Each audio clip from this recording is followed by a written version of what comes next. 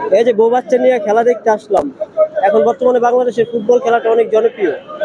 হামজা চৌধুরীর কারণে আমরা খেলাটা দেখতে আসছি মাঠে, ঠিক আছে। সেই জন্য আমরা টিকিট পাইনি। যে টিকিট 500 টাকা 200 টাকা, সেটি টিকিটের দাম এখন 3000 টাকা।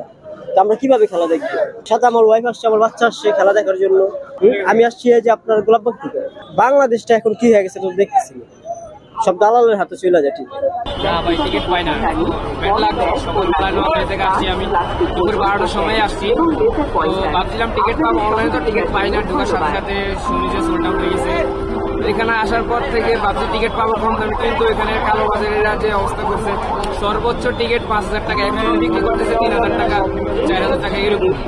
তো সব মিলে মানে খুবই দুঃখজনক। টিকিট পাই না, এত দূর থেকে আসি। যারা ফুটবল প্রেমী প্রকৃতপক্ষে তারা টিকিট পায় না মূলত। আর যারা সিজনাল ব্যান্ড বলতে গেলে তাদের কাছে টিকিট 2-3টা করে আছে অলরেডি।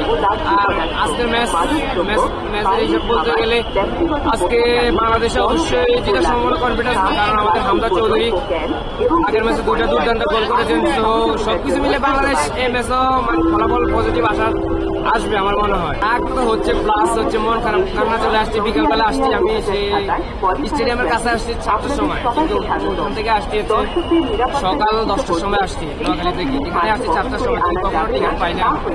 টিকিট আছে কিন্তু হচ্ছে কালোবাজারে 4000 টাকা 5000 টাকা করে বিক্রি করতেছে, আমরা দেখতেছি। এখন আমরা জিজ্ঞাসাও করছি যে কত করে, ওরা বলছে যে একদম 4000 টাকা টিকিট, এক পিস টিকিট 4000 টাকা। অনেকগুলো টিকিট ডুপ্লিকেট আছে। তো 2-3 ঢুকার পর হচ্ছে যে অনেকগুলো ফেক টিকিট পাইছে ওনারা। তো খুবই সব মিলে খুবই আনলাকি, ব্যাড লাক। প্লাস এত কষ্ট পাইতেছি, স্টেডিয়ামের কাছে থাকিও খেলা দেখতে পাচ্ছি না ভিতরে।